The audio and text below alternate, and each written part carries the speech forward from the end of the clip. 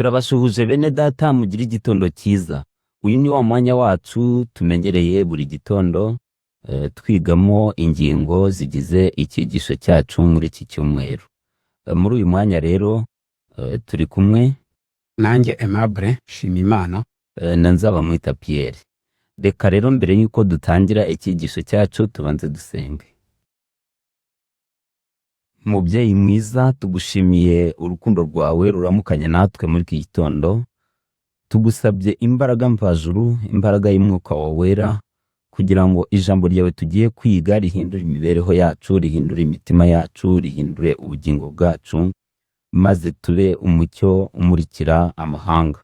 Kandi ubwo Kristo agiye kugaruka, azasanga turi mu mwanya mwiza, mu ruhande rwiza, mu izina rya Yesu, amen. Murakoze. Reka dukomeze icyigisho cyacu dusaba mwene data kutwibutsa icyigisho cyashize. Murakoze cyane. Ejo hashize twabonye ingingo kwa kane avugaga ngo imbaraga irimo kwihana. Twarayisesenguye neza tubona yuko burya iyo twihannye cyangwa se umuntu ku giti cye yihannye bihindura imigambi y'Imana. Kandi uretse no guhindura imigambi y'Imana, twabonye ko kwihana ari yo nzira itugeza ku gakiza. Yego. Reka rero dukomeze n'ingingo yo kuwa gatanu itubwira ngo Ninive yo muri iki gihe. Rero Nineve yo muri iki gihe twabonye ejo Nineve ya kera yo muri Ashuri. Ariko iyo tubuze abanyanineve dukwiye kwitekerezaho twebwe ubwacu.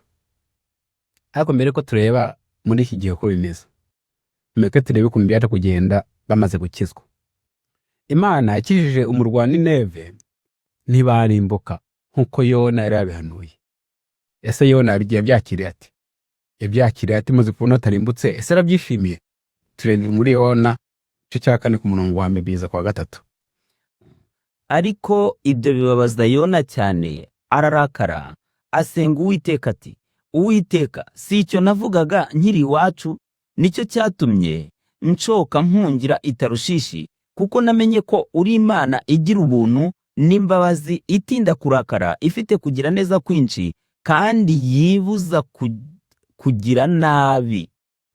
None rero Uwiteka, ndakwinginze unyice, kuko gupfa bindutiye kubaho. Umva Yona yikoreye gupfa. Rero igihe Imana akizaga Nineve, aho kugira ngo Yona yimunezeze, yemere intekerezo ze kwibaza ku kuba yafaka ko ari umuhanuzi w'ibinyoma. Ni ukuvuga Yona yafuhiye ukumenyekana kwe. Kandi mu by'ukuri nka Yona, ubugingo bw'abantu bwarushaga agaciro kumenyekana kwe, icyubahiro cye nk'umuhanuzi. Nuko Yona yifuza gupfa. Igihe yari yihebye, yicara hasi arimo yibaza ku ibintu, yihebye ababaye cyane. Izuba rirava ari ryinshi cyane, nuko Yona yumva yishwe n'izuba, abura ahantu yugama iryo zuba n'ubushyuhe. Imana ibimejeje uruyuzi, ruraza ruramutwikira. Yona yishimira urwo ruyuzi, yishimira inshucu cyane. None nyuma gato y'iminota mikeya, ntabwo Imana yahendereye ko bucya, ahubwo iminota mikeya iryo zuba rigihari, yohereza inanda iraza ruruma. Imaze kururuma, rwa ruyuzi ruraraba ruruma. Yona ababazwa n'ukuntu Imana yanze kumugirira neza muri ako kanya. None Imana yamubaza iti, ese niba ubabajwe cyane n'uruyuzi rumeze umunsi umwe rugahita rwuma, njye nabazwa bingana iki n'ubwoko bwanjye, abantu banjye buzuye umurwa bari bagiye kurimbuka? Koko Yona asobanukirwa n'icyo cyigisho. Ubu ngubu muri iki gihe, Nineve muri iki gihe nicyo tugiye kuvuga ko rwose Nineve muri iki gihe tugiye kureba ubu ngubu. Cyambere cyo tuzekane ko Nineve ari abatuyigize. Ntabwo ari abitorero gusa, nyine abitorero turimo, ariko ni abatuye isi yose. Twebwe bigenda bite iyi Imana idutumye? Iyi Imana idutumye igiye kuturebera, kudusomera aya magambo ya paragrafe ya 4 vangu intumwa z'Imana, ahatanye n'intumwa z'Imana igiye kwadusomera. Wenda ugeze ahanyanditse intumwa zarakiza, aba niho ugeza. Turebe buryo muri iki gihe ukuntu tugendekera twebwe iyo Imana itubwiye ngo tugeze ubutumwa bw'agakiza ku bantu, ese tubyitwaramo dute? Mbese ntabwo tumera nka Yona? yego.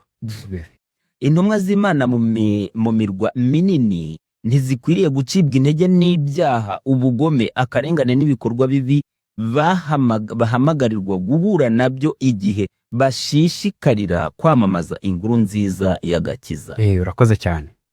N'iki gihe natwe ntidukwiriye gucibwa intege n'ibyaha byiganje, ubugome, ubugizi bwa nabi biri mu batuye isi. Igihe Imana iduhamagarira kwamamaza inkuru nziza y'agakiza, ahubwo dukwiriye gupfa kugenda. Dukwiriye gupfa kugenda. Buri kintu cyataga intege Yona cyane ni uburyo Nineve yari yuzuye mu bugome bwinshi bukabije. Natwe rero muri iki gihe ntabwo dukwiriye gutinya uko gusayisha kwiganje mu isi, ahubwo dukwiriye kugenda mu izina ry'Uwiteka, hanyuma tukageza inkuru nziza y'agakiza ku batuye isi. Mbere y'uko tuva kuri iyi ngingo yo kuwa gatanu, sinzi niba nawe hari inyunganizi waha abadukurikiye tukayivaho tukayisoza, kandi namwe mudukurikiye niba hari inyunganizi mujye mutubwira muri komenti hasi, cyangwa se hari ikibazo mujye mubaza, nitugaruka ubutaha tugende tugeraho. Wagira icyo ubivugaho? Icyo nshaka kuvugaho dusoza, aha imbaraga iri mu kwihana ni nyinshi kandi ni imbaraga y'akarenga, ariko natwe abavugabutumwa hari icyo Yona arimo kutwigisha muri iyi minsi kugira ngo tubashe gukora umurimo neza, kuko ibi byose biba byarabayeho kutubera akabarori. Hari igihe ujya kubwiriza ubutumwa, wajye ureba abo bantu ukabona rwose ntibari bwihane, ariko imbaraga y'Imana yo ibibizi ko uwo murimo iri buwugufashe wowe muvugabutumwa kandi ukaza gutanga umusaruro. Aha rero igihe wa murimo utanze umusaruro, nubwo utanze umusaruro wowe uko utabishakaga, uko utari ubyiteze, ariko ishimira umusaruro w'Imana, ishimira icyo Imana ikoze. Mu kwihana rero harimo imbaraga ikomeye cyane. Dushoje iki cyigisho tubona kwihana tubona imbaraga iri mu kwihana, yuko rwose ari imbaraga ikomeye kandi ari imbaraga y'igiciro dukwiriye kwakira, kuko nyine ni ibituzanira ibyiza. Ntabwo Imana yo ijya yifuza yuko umunyabyaha yarimbuka, ahubwo ishaka yuko umunyabyaha yakwihana akabona ubugingo buhoraho. Urakoze cyane, wavuze ku muvugabutumwa, ariko reka dusoreze no kuri aka ngaka natwe abavugabutumwa bageraho. Nimureke tukinangire tumere nk'abantu b'Nineve. Nitumara kumva ubutumwa tukwiye kuguma mu nzira zacu mbi, ahubwo twihane tugarukire Imana. Uwiteka Imana azatwakira mu izina rya Yesu. Amen.